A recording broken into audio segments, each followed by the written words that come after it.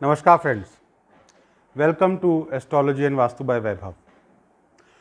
आज कुछ ऐसा शेयर करता हूँ, कुछ ऐसे थॉट्स मेरे डेवलप हुए हैं जिससे कि एक तरीके से ये प्रूव होता है कि वेस्टर्न वर्ल्ड भी इन वन वे और द अदर हमारी वैदिक एस्ट्रोलॉजी को काफ़ी हद तक फॉलो करता है, हमारे एस्ट्रोलॉजी के जो सॉल्यूशंस होते हैं उनको फॉलो करता है, अल्बीट इन अ डिफरेंट वे। दोस्तों, आजकल कौन नेटफ्लिक्स नहीं देखता या अमेज़ॉन प्राइम की जो सीरीज़ है वो नहीं देखता, जिन पे मोस्टली जो इंग्लिश सीरीज़ हैं या मूवीज़ हैं वो हमको यूएस बेस्ड प्रोग्राम्स काफ़ी देखने को मिलते हैं। दूसरे देशों के भी हैं, यूके के भी हैं, सब जगह के हैं, यूरोप के भी हैं।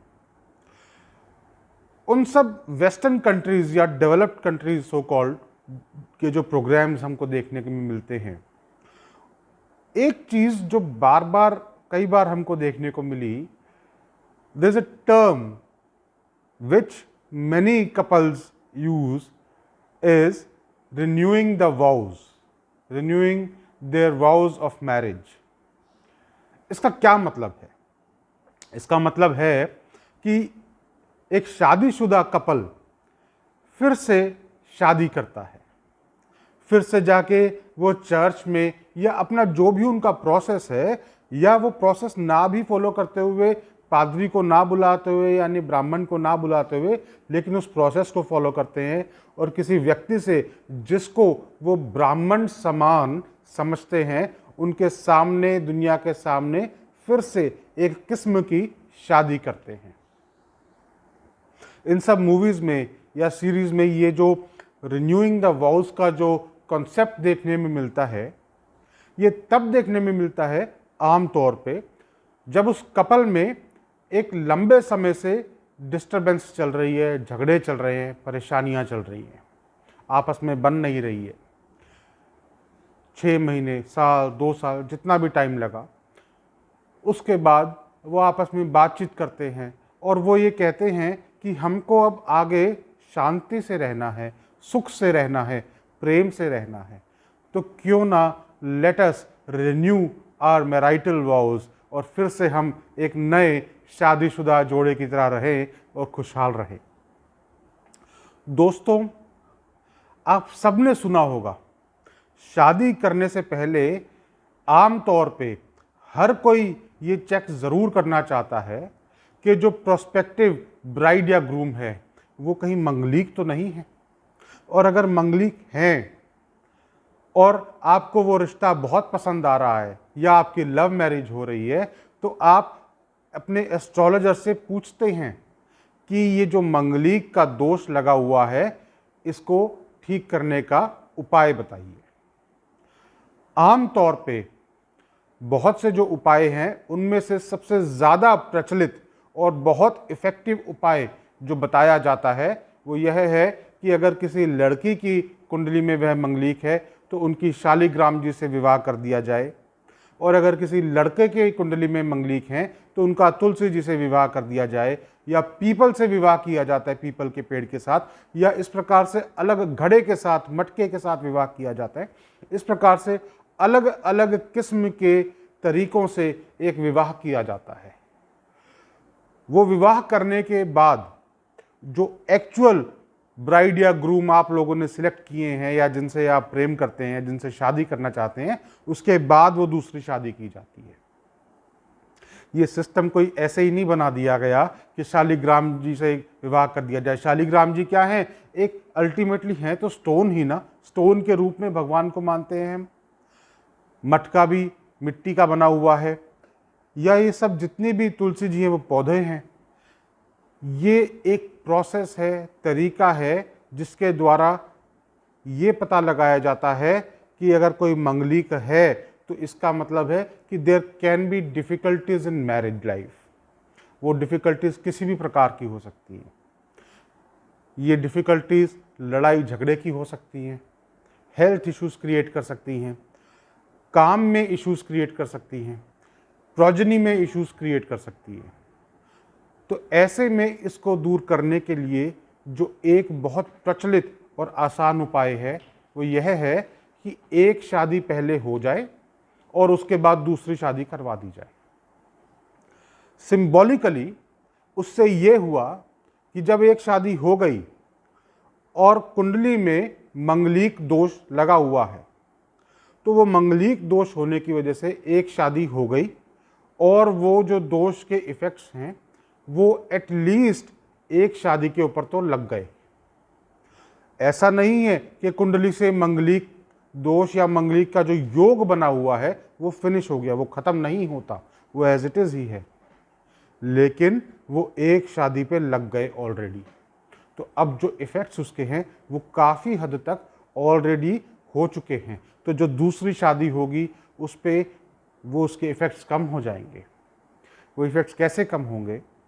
आप देखिए, आप कोई काम जब बार बार करते हैं तो आपको उस काम का एक्सपीरियंस हो जाता है। जब आपको उस काम का एक्सपीरियंस हो जाता है तो उस काम को आप बहुत बेटर तरीके से करते चले जाते हैं, एक के बाद एक, और आपकी इम्प्रूवमेंट होती चली जाती है। ये भी उसी प्रकार से है।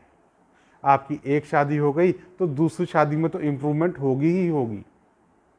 दोस्तों, वेस्टर्न कंट्रीज या सो कॉल्ड डेवलप्ड नेशंस में ये कॉन्सेप्ट अब आया है, कुछ समय, कुछ सालों से, शायद 1-1.5 सेंचुरी से आया है, जिसमें उन्होंने देखा कि हमारी भारतीय संस्कृति में जहाँ पे इतनी अच्छी और इतनी particularly scientific technical understanding and knowledge है प्लानिटरी मूवमेंट्स के बेस पे, जिसको मंगलिक दोष कहते हैं, और उसकी वजह से शादियां खराब होती है, लड़ाइयाँ होती है, तो दूसरी शादी करवाई जाती है। उन्होंने भी उसको एक्सेप्ट किया और अब वो अगर उनके घरों में लड़ाइयाँ होती है तो चाहे ठीक है कि वो आउट ऑफ इग्नोरेंस ये ना कहें कि ये मंगलिक दोष हो सकता है या ये सब कारण हो सकते हैं प्लानिटरी इफेक्ट्स के, लेकिन उपाय वो भी वही करते हैं, दूसरी शादी करते हैं अपनी उसी पहली स्पाउस के साथ, जिसको वे लोग रिन्यूइंग द मैरिटल वाउज बोलते हैं। आपको जानकर आश्चर्य होगा, मैंने खुद अपनी लाइफ में, अपने एक्सपीरियंस है मेरा, जिसमें मेरे ही कुछ जानने वालों ने अपनी ही पहली स्पाउस के साथ दोबारा शादी करी है और उससे उनका मांगलिक दोष का इफेक्ट बहुत मेजर तरीके से रिड्यूस हो गया है। जहां उनकी शादी 1 महीना, 1 साल या 2 साल भी ना चलती, उनकी शादी को आज चलते हुए कई साल हो गए हैं, 15-15 साल हो गए हैं, and they are leading a very happy life. देखिए, हर दूसरे दिन झगड़ा होना कॉमन बात है, लेकिन एक लंबी शादी चलना, साथ में चलना और रिलेटिवली ओवरऑल बेसिस पे हैप्पीली चलना एक अलग बात है। और वो मंगलिक थे और शुरुआत में उनको ये प्रॉब्लम्स भी हुई, लेकिन उन्होंने फिर से दोबारा शादी की अपनी उसी पहली स्पाउस के साथ। दे रिन्यूड देयर मैरिटल वाउज। उनकी शादियां अच्छी चल रही हैं।